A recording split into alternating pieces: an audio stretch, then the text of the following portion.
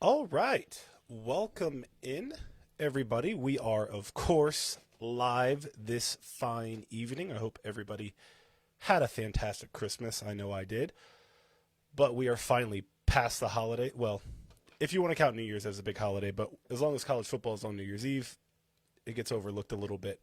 We're finally here. It is game week, college football playoff. We got some other good bowl games this week, but let's be honest, it's all about the two big matchups. I hope everybody can hear me. There we go. All right, everybody can hear me now. So yeah, finally game week, and this week we are going to be talking about the advantage Ohio State does not have. Last week we talked about the receivers versus the secondary of Georgia and the other way around. And this week we're going to be talking about the line of scrimmage. And if you're a Georgia fan, you're definitely going to like this one because, as we kind of touched on last week a little bit, most of the advantage is going to fall with Georgia at the line of scrimmage. There's a couple spots I think that Ohio State could take advantage of. I don't even know if take advantage of is the right word, but just pick a few spots within the game and not even hit something big, but just it needs to be a slight threat in Georgia's mind. But we'll get on that as we move along. But first, I kind of wanted to talk about, this is fun for SEC fans. It's not fun for Ohio State fans at all, or Big Ten fans, really. But since being down here in SEC country, every time Ohio State gets brought up, every time it's, oh, what's your record against the SEC? And first of all, take note, most of the people that say that are Tennessee fans, Vanderbilt fans. All the SEC teams that have actually never done anything, those are the ones that like to bring up those records. The Alabamas, the Georgias, they understand who they are and that they actually carry the entire SEC on their back is what it feels like, or is what it is. But nevertheless, when Ohio State gets brought up, it's okay, fine. They're a blue blood. They are known as one of the best out there. But what have they done against the best of the best? And that is considered to be the SEC. So if you're an Ohio State fan, buckle in. This will be slightly traumatic. and you have probably done everything you could in your powers to forget about these games. But we're going to bring those up. And if you're an SEC fan or a Georgia fan or an Alabama fan, you're going to love all these. But I'm saying all of this for a reason, to prove a point. So, and it's already happened, Ohio State fans. So you've already cried those tears. So let's kind of do just a little history lesson on what Ohio State has done versus SEC teams in big bowl games, which is the key. I think Ohio State actually has a winning record versus the SEC, but we're only looking at the big one. So we'll start from the most recent, and then we'll go down the list. So obviously the most recent being Ohio State versus Alabama in 2021. It was an absolute beatdown, and I did a little research about these games and just kind of let's look at how these beatdowns occurred to Ohio State. The big difference in the Alabama game, well, there was a pretty big difference altogether. That offense for Alabama was unreal. However, Alabama has had two All-American offensive linemen, Alex Leatherwood and Landon Dickerson, both first-team All-Americans. Leatherwood went first round, and Dickerson went second round. And then, of course, Najee Harris. A lot of people, when they think about the line of scrimmage, they don't really think too much about the running backs. However, I think, especially considering the style of the running back, can really dictate the line of scrimmage. And if you remember that game, if you remember anything about Najee Harris, that guy dictated the line of scrimmage because of how hard he ran. He would wear down defensive linemen, especially linebackers, in the third and fourth quarters of games. Those are the three guys that really broke that game open. Yeah, you can look at the receivers for Alabama and Mac Jones. They all did a great job. But the reason that game was dominated up front, right from the start, Alabama from the get-go. And the final score of that one was 52-24, Buckeye fans, if you remember that one. And, of course, this is a good one. In 2014 versus Alabama, Ohio State victorious 42-35. Now, everybody remembers the flash plays, Cardell Jones hitting deep shots over the middle, the double reverse to Michael Thomas. Of course, Zeke, 85 yards down the heart of the South, through the heart of the South, rather. Those are the big, big plays that everybody remembers. However, for Ohio State, they had Joey Bosa, first-team All-American, Defensive Player of the Year, and, of course, a first-round talent, and he's well on his way to being a Hall of Famer. Michael Bennett, third-team All-American, which people go, oh, third-team. Well, that means he was the third best at his position in the entire nation, so pretty solid. And then, of course, like I said, just like Najee Harris, Zeke helped control the line of scrimmage. If you're not an Ohio State fan, you might not remember this very well, but Ezekiel Elliott was probably one of the best blocking running backs I have ever seen. He wouldn't just block you, he would blow you up. So he was a fantastic blocker. And then on the other side of the ball, Darren Lee, freshman linebacker that year, wound up going to the first round, and he was huge in that game, dictating the line of scrimmage. Are you starting to sense a little theme here, maybe? Now, this is back-to-back wins for Ohio State. 2011 versus Arkansas. It's kind of a weird game. This one was kind of marked by Terrell Pryor, big plays, Dane Sanzenbacher. But if you go back and watch that game, there was one guy who wrecked it, and his name was Cam Hayward. First round, and he's not done playing for the Steelers.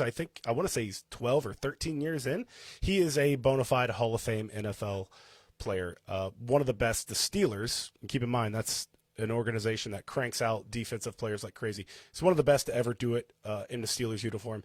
One of the best to ever do it in Ohio State uniform. And he wrecked that game completely, controlled the line of scrimmage. Arkansas was rolling out Ryan Mallett and Niall Davis, very, very good running back, one of the SEC's top offenses that year. And the final score wound up being 31-26 in Ohio State's favor in that game. But Cam Hayward was the difference in that game.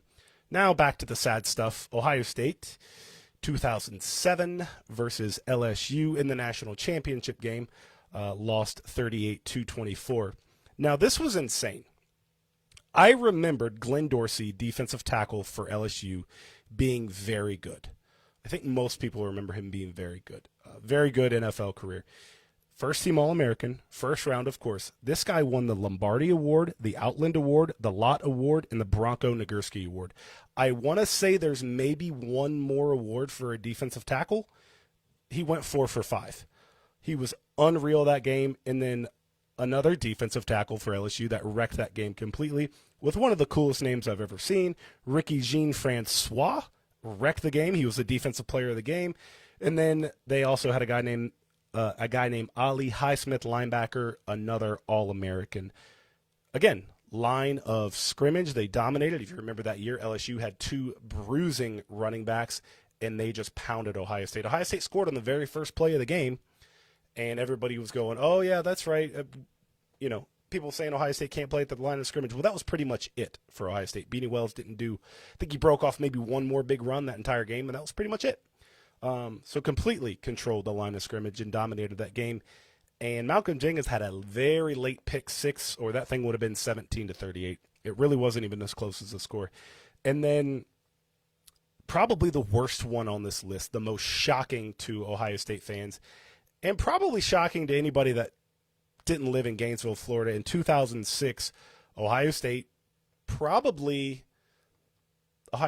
top 1, 2, maybe 3 teams: Troy Smith, Anthony Gonzalez, Ted Ginn Jr., James Laurinaitis, Marcus Freeman. I mean, just All-Americans all over the place.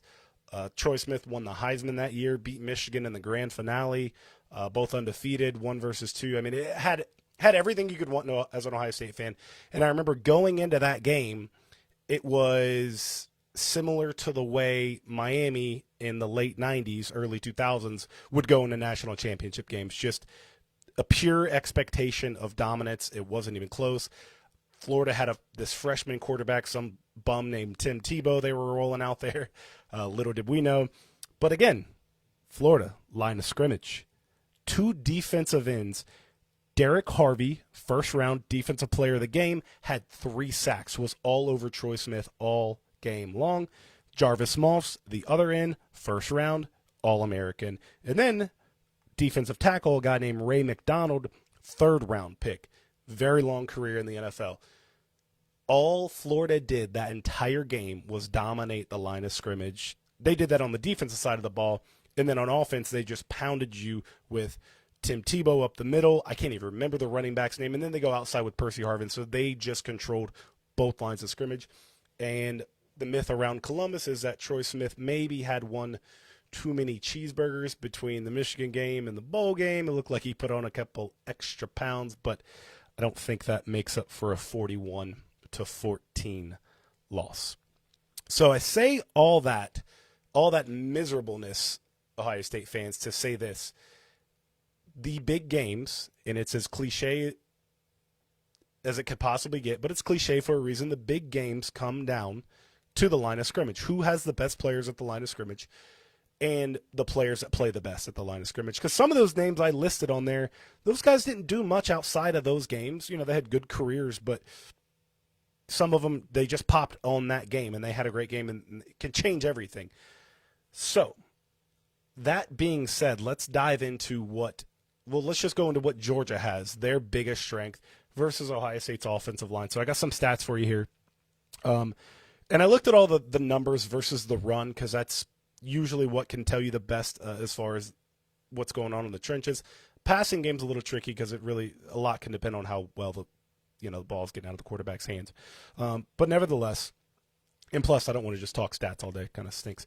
So anyway, Georgia's giving up 77 yards per game rushing, average of 2.9 per carry, and 5 touchdowns, which is incredible. Ohio State's rushing offense, they're looking at about 198.5 per game, averaging 5.5 per carry, and 29 touchdowns. Also, I believe Georgia has 11 fumbles. So they've given up 5 rushing touchdowns, and they've forced 10 or 11.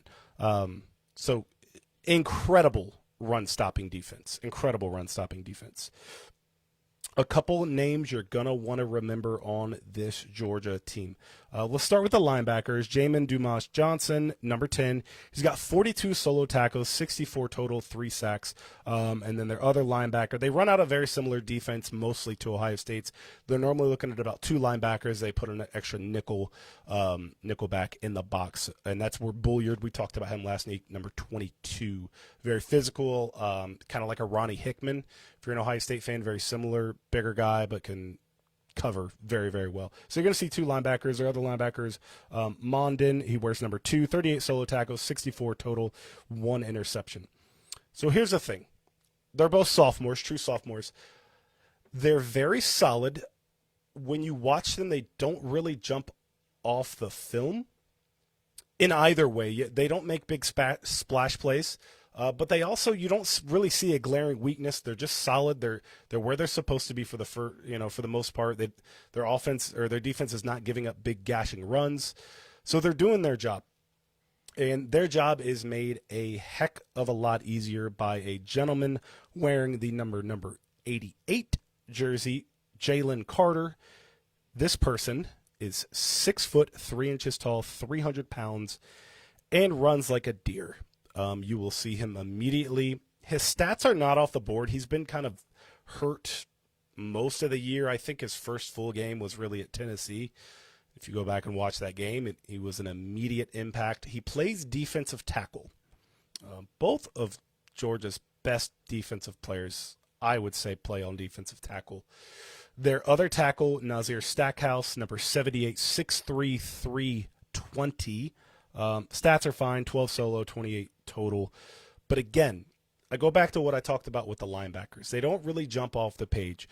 But these two, Jalen Carter and Stackhouse, make those linebackers' jobs easy. They eat up blocks, they eat up blocks, they eat up blocks. That's all they do all game long. I'm excited to talk about a defensive tackle because that's what I attempted to play in high school. And your job as a D tackle, yes, is to make a tackle if you can, but it's to eat up blocks and free up your linebackers. And that's what these guys do. And they do it very, very well. Obviously, for a combined total of 620 pounds, they're just tough to move. As a D lineman, especially interior defensive lineman, you don't necessarily have to beat the offensive lineman in front of you to win the matchup. If you can just get a stalemate, you've won it. The offensive line is trying to move you. If you cannot move, your linebackers are free to roam and make plays. So Ohio State is going to have to move those guys sometimes. They will not move them all the time. They won't even move them often. The problem here for Ohio State is their best players on the offensive line are on the edge. Both of their tackles, great tackles, don't give up a lot of sacks, great run blockers, very aggressive.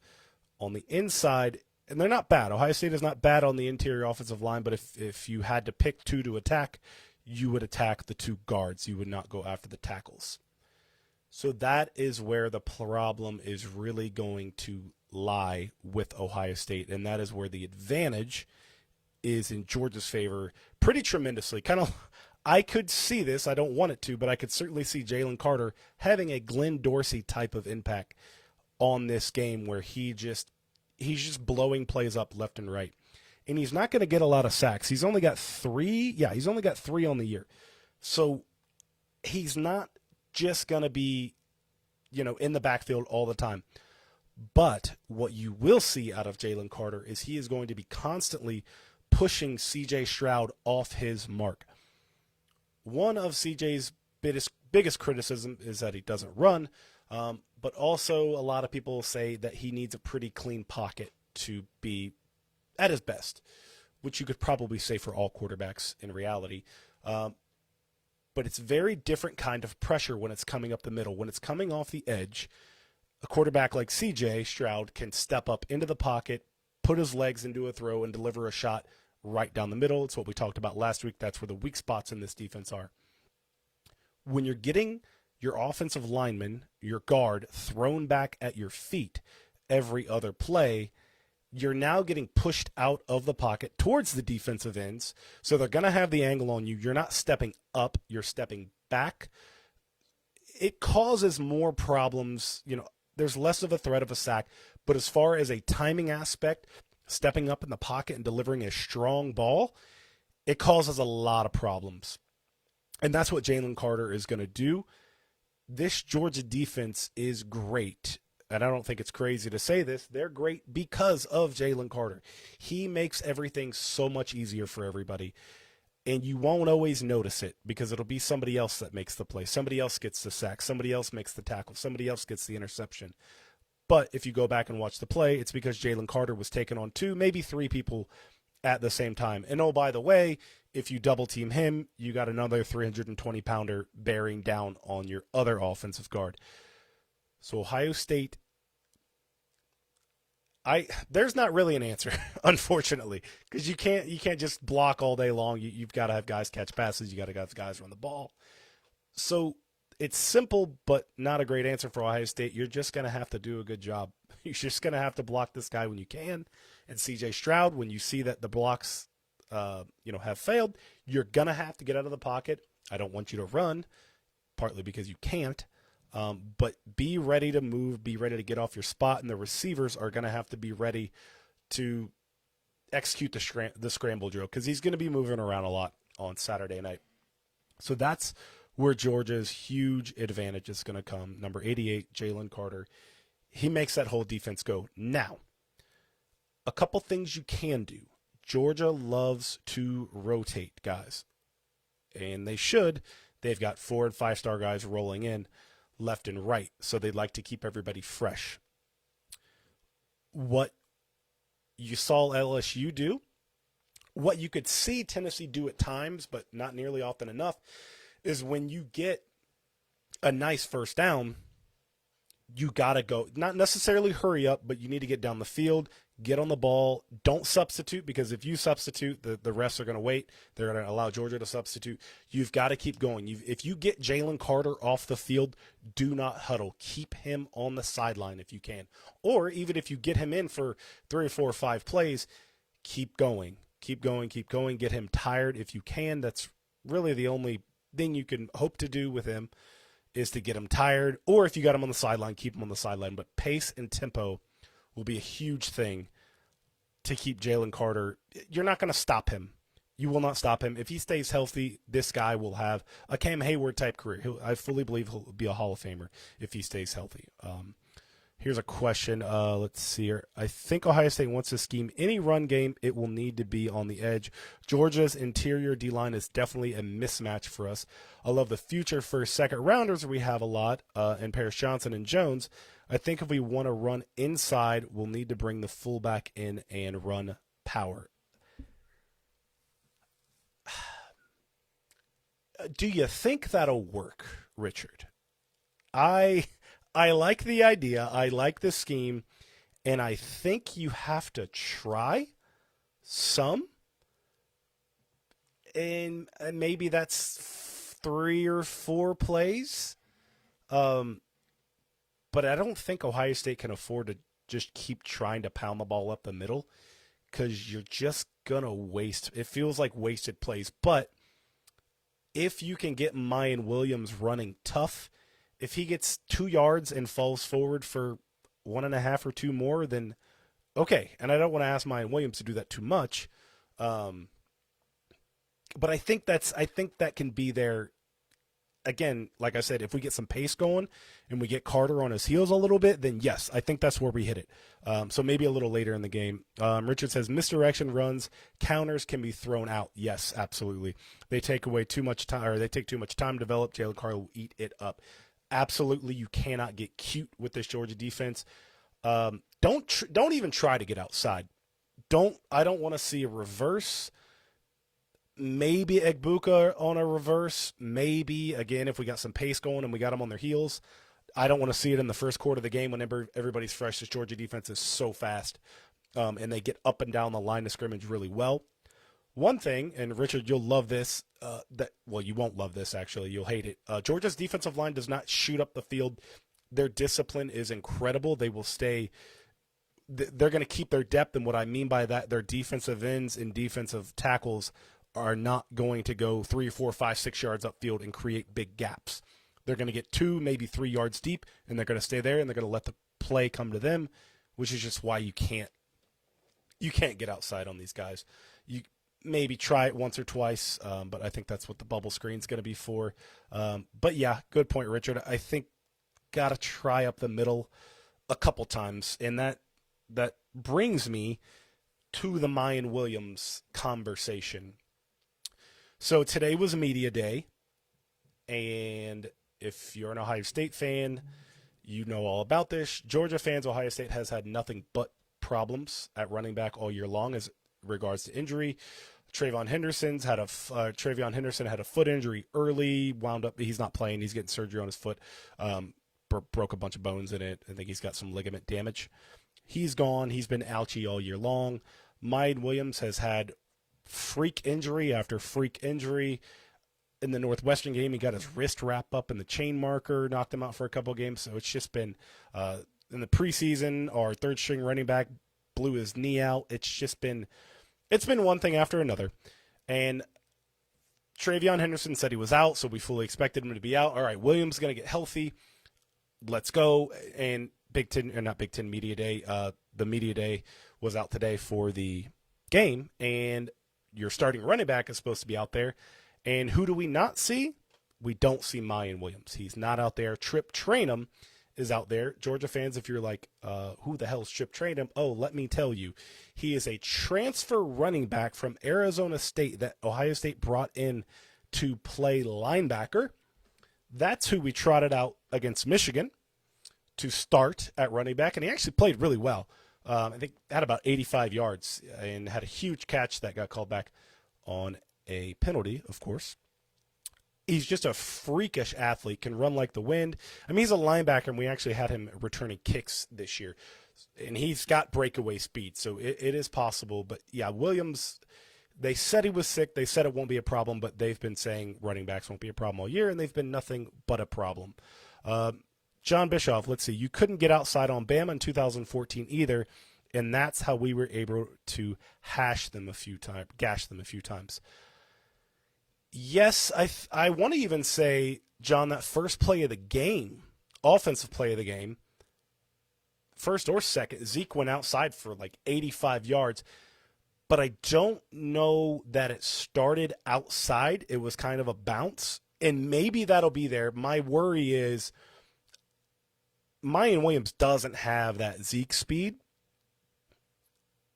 He's got a little burst to him, but I don't think he's got that Zeke. If that's Mayan Williams in that game, Williams isn't breaking the 85-yarder, and that first play of the game is probably going for 12. But I see your point. It could be there. It could be there, especially if we get them on their heels. And, again, I think Ohio State's going to have to try no matter what. You can't just pass the ball 70 times a game. It's got to be there. So, yeah, we might be able to get outside on them. I don't know. I would like to get your feeling on this, Bischoff, and everybody. What was your confidence level against Alabama in 2014, and what's your confidence level now against this team? Because I remember in 2014, in my heart of hearts, I thought absolutely no way we're beating this Alabama team. Now, keep in mind, Derrick Henry, Amari Cooper, just insane talent. And quite honestly, I think if Alabama just keeps running Derrick Henry, they probably beat Ohio State. But they didn't. Thanks, Lane Kiffin. Appreciate it. One of my favorite coaches of all time. Anderson says Ezekiel Elliott was the best man on the field that year. Yeah, he was. It was really about the 6 or 7. The Indiana game, the guy went for about 275. And after that, he just did not stop. He was unreal. One of the best 3-game stretches I've ever seen.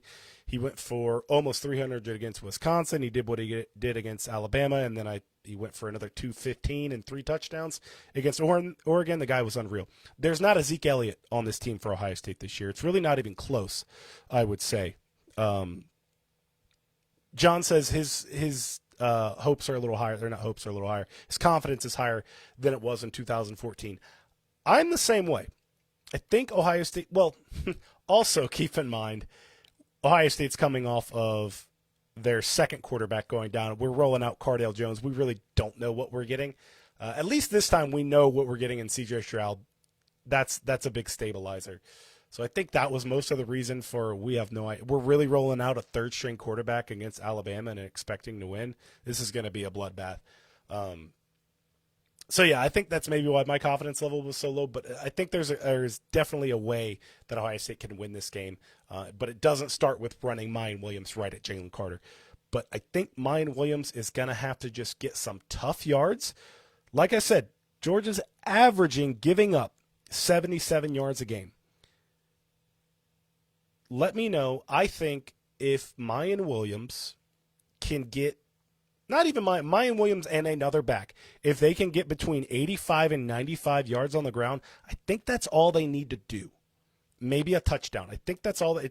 The running game has got to be just enough threat to keep them honest, to keep those bubble screens going, to keep those linebackers having to play downfield.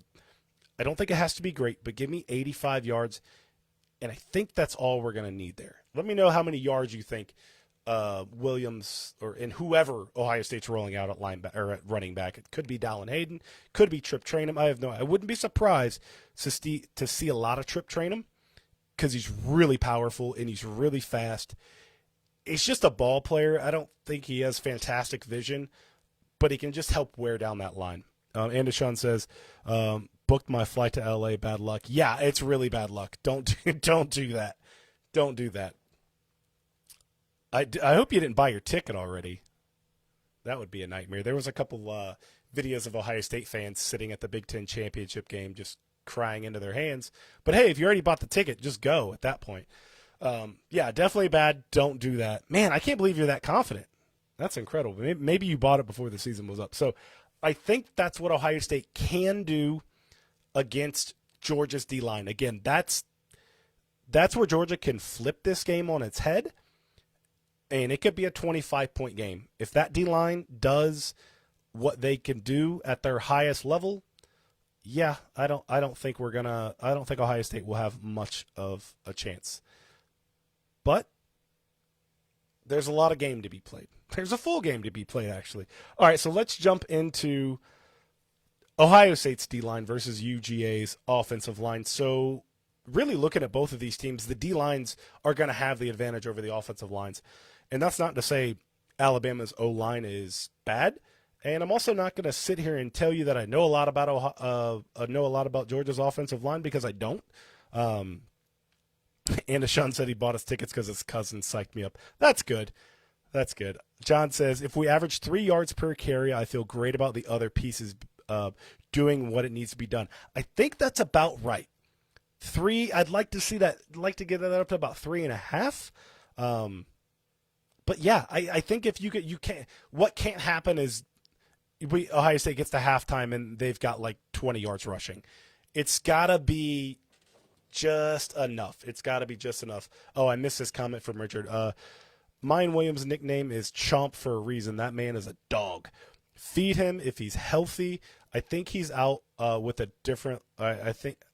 What'd you say, Richard? If he's healthy. I think he's out there with a different level of grit. Hard running demoralizes defenses no matter the amount of carries. Yeah, I would agree. If he can run some dudes over, that will go a long way. I want to talk about that on game day a lot, but the psyche of Ohio State. If Mayan Williams can get a couple carries and run a couple dudes over for Georgia, yeah, that's going to change things. That's going to change momentum on both sides. It's going to get a lot of belief to Ohio State, and Georgia might go, oh, okay, maybe that's not who we thought they were. So, yeah, that could be a huge, huge thing right there for sure. So, anyway, Ohio State's team defense versus the run, giving up 119 per game, averaging 3.4 a carry. They've given up 10 touchdowns, forced 11 fumbles. So, couple things. That's pretty good. It's not great. It's pretty good. The perspective of how good Georgia's run, 77 yards is what Georgia's run defense is giving up. So, yeah, Ohio State's is good. Georgia's is great. UGA running the ball. This is where it's crazy. Georgia running the ball, averaging 207 a game, 5 yards a carry, 37 touchdowns. Now, let me flip over to my stats here. Georgia has a nasty three-headed just machine at running back. Kenny McIntosh, Edwards, and Milton.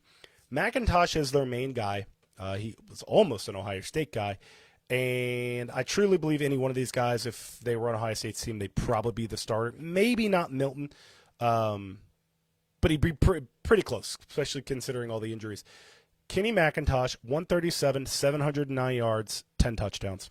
Edwards, 127 carries, 681 yards, 5.4, 7 touchdowns. Milton, 72 carries, 533, averaging 7.4, 6 touchdowns. So not any one of them is insanely impressive when you look at those numbers. However, when you add them up, that's 1,923 yards, an average of 5.8 just for the three of them. Essentially, you have, Ohio State fans, a J.K. Dobbins back there in the Georgia backfield. That's just a little more versatile. Oh, and by the way, McIntosh has 37 catches for 449 yards and 1 touchdown. So their running backs are incredible. When we talk about wearing Georgia's defensive line down, that's nice. We're not going to wear down those running backs. They're going to keep coming. They're going to keep coming. And they won't get tired. It's just a constant rotation. And a lot of times when you rotate like that, you don't get a lot of chemistry. These guys all seem to have it. It's incredible. McIntosh, Anderson says, McIntosh is the most versatile and can help in the pass game. Yeah, he's incredible. I think all these guys are going to be pro. Probably all, as nobody later than the 4th round. I think they're all very good running backs. So yeah, Ohio State fans, just think of it as almost a 2,000-yard rusher back there. So Georgia's run game is going to be key to stopping Georgia's offense, because if you can shut down their running game, and that's not an easy task, it's going to make you can really key in on those tight ends, but it's easier said than done. We talked about those tight ends last week. This is what it's going to be for Ohio State to shut down these running backs. Tommy Two Thumbs Eichenberg, that's what it's going to have to be. Two thumbs because he broke both of them and played, 3 games with 2 broken thumbs. He should be healthier come the game, but we will see. 72 solo tackles, 112 total, 2.5 sacks, 1 pick six. One of the best linebackers in the nation. Tommy Eichenberg wears number 35, Georgia fans. You'll see him. Ohio State also runs mostly 2 linebackers, so you'll see number 35 back there with number 22, Still Chambers. And if you're a big Georgia high school recruit guy or gal, you will remember the name Still Chambers. He is out of Georgia. Ohio State got him at running back, and he actually flipped a linebacker last year. Was pretty good. This year he's been very good. Not as good as Eichenberg, but he's had a really, really good year. Very athletic, obviously, because he's an ex-running back. Steel Chambers is going to be huge in the pass game, tracking down McIntosh, running with him. I said it last week, Georgia is going to run a lot of these weird shotgun bubble screens. McIntosh will be lined up to the left, snap it, and they'll just do a quick throw, 3 or 4 yard throw. Steel Chambers and Eichenberg, but mostly Steel Chambers is Anderson says, yeah, we know him. He's a great player. He's a really good running back too. I wish we would have seen him at running back more. He just got caught up in the wash a little bit. But they're going to have to run with these guys, and they can. Both of these linebackers can run really, really well. They can't have missed tackles like they had against Michigan. Eichenberg cannot get sealed against Michigan, or you're looking at another 75, 80-yard touchdown run. He's a great linebacker, but he can get caught up in the wash from time to time. And when that happens, the safeties for Ohio State are going to have to come down and make a tackle. Richard says, for the Buckeyes, do you think to slow Georgia's run game down will be more frequently bring in a 3rd linebacker or possibly a 5th defensive lineman? So, for me, 2 things. I think we'll bring in a 3rd linebacker. I think you're going to see a lot of Cody Simon because he's pretty athletic. However, I think Ohio State would be better off bringing in a 5th D lineman. I'm always a proponent of get your best 11 on the field, and I think Ohio State's 5th D lineman is going to be better than their 3rd running back. So I would like to see a 5th D lineman on the field, but that also depends on how they're getting beat. I don't. This stinks here. If Court Williams was healthy, I think he would be huge in this game. He's a captain for Ohio State. He's been hurt all year long. He's like a bigger Ronnie Hickman, smaller Eichenberg. He's right in the middle, but he can run, tackle. He's big, fast. You saw him in the Rose Bowl last year. I think he's out. So maybe, Richard, Ohio State might even just – maybe this is a Proctor game. Maybe this is a Josh Proctor game. Bring him in. Just use him as a missile. Even if Proctor's not making the tackle, blow up the blocks. But, gosh, Ohio State hasn't seen Proctor since he blew a tackle against Notre Dame on the first play of the season. So I don't know. It could be that, or Ohio State fans, get to know this name. Maybe we'll see a little bit of Sonny Styles. True freshman, safety, big, fast, everything you could want. However, he reclassified as a senior in high school. The kid should be playing basketball right now at Pickerington North in Columbus, Ohio. He reclassified. He's very young. He's raw. He's super athletic. A lot of times you'll see out of these bowl practices, you get an extra month. You see some guys you thought you might not see. So maybe we'll see Sonny Styles in there just to kind of throw something at them. I think Ohio State just needs to get athletes on the field. I think that's the biggest thing. Let's talk about Ohio State's two biggest weapons, definitely on defense, possibly in the game. JT Tuimoloau, 3.5 sacks, 1 forced fumble, 2 picks. He wears number 44, Georgia fans. He's Ohio State's best defensive player, I would say. He's a game breaker. Yeah, the sacks don't really jump off the page, but this guy is constantly getting pressure on the quarterback. He's very athletic. If you remember against Penn State, this guy had 2 interceptions, 1 pick six, 1 forced fumble, and then he tipped another ball that Zach Harrison intercepted. So he can wreck a game. And this guy did this in about 4 series. And Penn State was in the game, and next thing you knew, they were not in the game. So JTT for Ohio State, number 44, will be huge. Zach Harrison for Ohio State. 5-star guy, nabbed him from Michigan, or not from Michigan. He's out of Ohio. He was committed to Michigan. He got flipped. He's a senior. He never has really panned out the way Ohio State thought he might, but he's having a really good year this year. Very disruptive. Again, sacks don't jump off the page. He wears number 9. Really big, long athlete. 3 sacks, 3 forced fumbles, 1 interception. The two things that these defensive ends do really, really well constantly, they get in the passing lanes, they get their hands up. Stetson Bennett is a smaller quarterback. He uses a lot of different arm angles, though. He's pretty good about throwing around pressure. But if these guys can get their hands up and knock some balls down, that will be huge. I don't expect a lot of sacks. Stetson Bennett can get out of pressure. He's pretty quick. But if they can just get the pressure on, get him out of the pocket, get him uncomfortable, maybe land on him a couple times, don't want to hurt him, but just make him feel you. That will be big. And the big thing is for these guys is they can't get up the field. Against the Michigan Wolverines, you saw them consistently get 3, 4, 5 yards up the field. J.J. McCarthy would step up in the pocket, run for 6 or 7 yards, or step up and throw it, a 50-yard touchdown. That cannot happen against Michigan. That can't happen against Georgia. Stetson Bennett is everything J.J. McCarthy is and better. He does everything he can do. He just does it better. It's a very similar quarterback. So they got to stay disciplined. One guy that could flip the game for Ohio State on the D-line, somebody who's been hurt all year long, number 51, Mike Hall. He's been injured. He's been on a pitch count. He's got 4.5 sacks. He's a game wrecker. Very athletic. He's not a true D tackle. He's not like Jalen Carter or Stackhouse. He's not 300 pounds. Very athletic and can get in there and can get some sacks. So it's all on the D-line. And even Jack Sawyer for Ohio State, he's got 4.5 sacks. He plays the jack position, that stand-up linebacker from time to time. I don't know how much he's going to play, though. It depends on what Georgia's doing on the run game.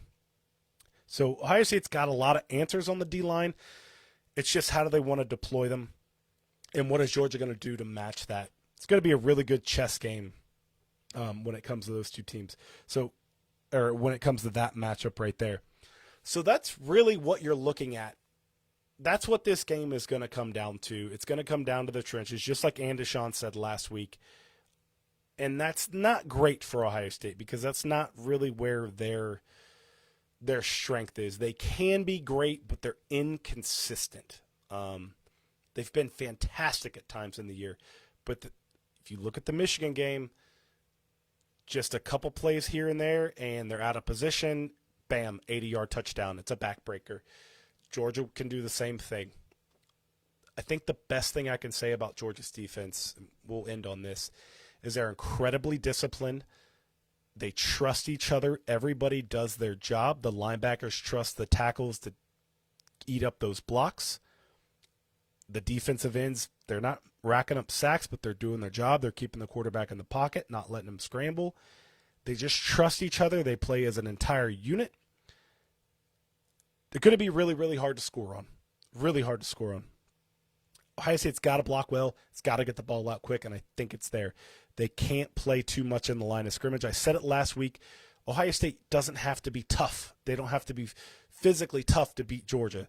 And if you try, you'll lose. It's not where this game will be won for Ohio State. This is where this game will be won if you're Georgia. If they can do what they're supposed to do on the line, I don't have a score prediction yet, still working on it, but if Georgia takes the trenches, I think you could be looking at a 20-plus point blowout. And it might not even be that close. So Ohio State's got to be careful. Can't let the game break open there.